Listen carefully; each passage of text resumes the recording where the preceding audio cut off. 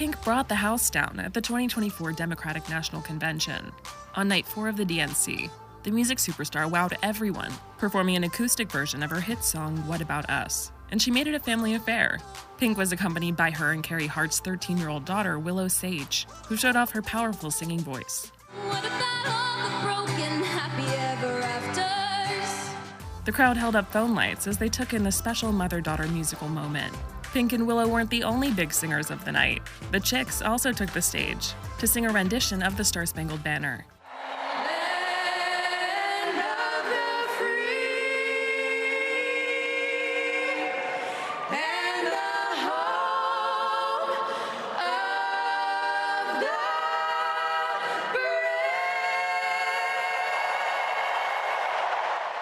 Night 4 was also filled with other celebrity cameos. MC Kerry Washington kicked things off by recording a video with the crowd, and her Scandal co-star Tony Goldwyn crashed the stage to give her her phone. Let's make a video. Everybody take out your phones. Everybody take out your phones. We're gonna make a moment. Can somebody bring me my phone? I wanna capture this historic moment and share it with the people that we love.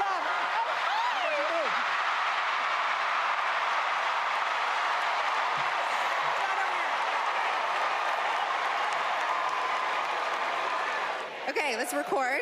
We're recording. You ready, Tony? Yep, I'm ready. Okay, ready? When we fight! When we fight! When we fight! Are you ready for Kamala Harris to win? Good, because when Kamala wins, America wins.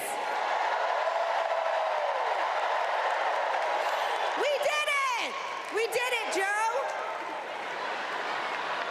Thank you, Tony. I don't get to stay? No, you gotta go. Bye, everybody. Tony Goldwyn, ladies and gentlemen. Eva Longoria also had a moment on stage, where she spoke about Vice President Kamala Harris and the similarities between their upbringings. I have known Kamala Harris for more than a decade, and she comes from a family a lot like mine, and I'm sure a lot like yours. We were both raised knowing that no one was going to hand us anything, especially as women. That we were going to have to touch every rung of the ladder to get ahead. We were going to have to work really hard. Now, she worked at McDonald's, but I worked at Wendy's. And look at us now.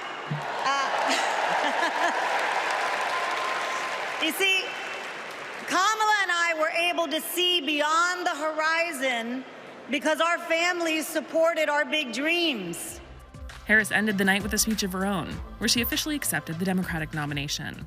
On behalf of the people, on behalf of every American, regardless of party, race, gender, or the language your grandmother speaks, on behalf of my mother and everyone who has ever set out on their own unlikely journey, on behalf of Americans like the people I grew up with, people who work hard, chase their dreams, and look out for one another, on behalf of everyone whose story could only be written in the greatest nation on earth, I accept your nomination to be President of the United States of America. Her onstage moment capped off the 4-day convention, which was full of speeches from politicians and famous faces from Hollywood and beyond.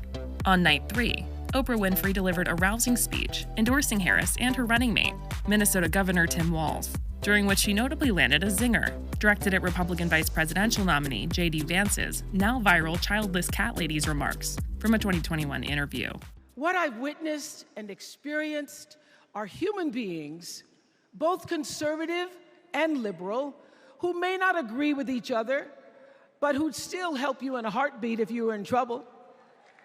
These are the people who make me proud to say that I am an American.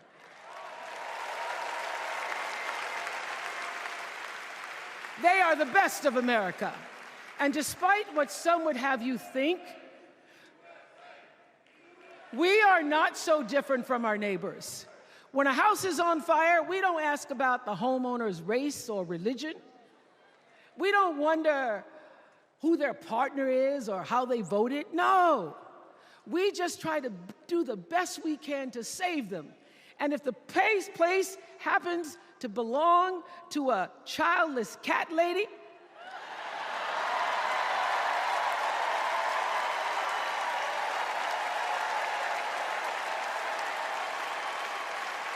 well, we try to get that cat out too. Mindy Kaling served as the host for Night 3 and reflected on her friendship with Vice President Harris. I am actually here because I have known the Vice President for a long time, and I want to tell you a story about one of the first times I ever met her. She wasn't Madam Vice President then. She was my senator, and we were filming a video where she came to my home to cook dosas, a South Indian dish. Yes. It's not every day that a senator comes over, and I was pretty nervous. But when she arrived, we immediately hit it off. We talked about the love we have for our moms, who had both passed away from cancer. Both of our mothers were immigrants from India who came to America and committed their lives to serving others. On Night 2, former President Barack Obama gave the final speech of the night, and at one point during it, he roasted former President Donald Trump in a now viral moment. Here's a 78-year-old billionaire who has not stopped whining about his problems since he rode down his golden escalator 9 years ago. It has been a constant stream of gripes and grievances that's actually been getting worse now that he's afraid of losing to Kamala. There's the childish nicknames, the crazy conspiracy theories, this weird obsession with crowd sizes.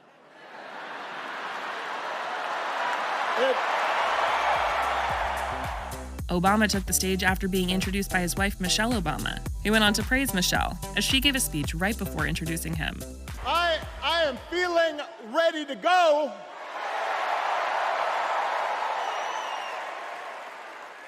Even if I am the only person stupid enough to speak after Michelle Obama.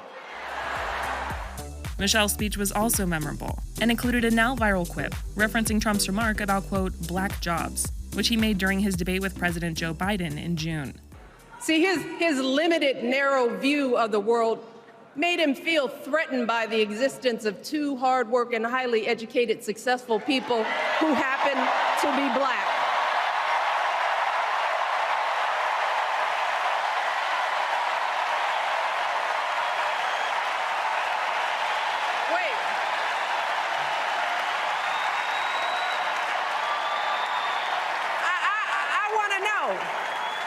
I want to know who's going to tell him that the job he's currently seeking might just be one of those black jobs.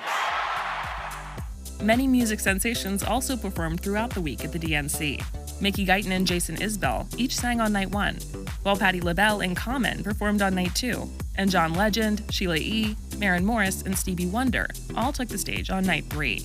Lil Jon also made a brief but memorable musical appearance during the roll call for the state of Georgia.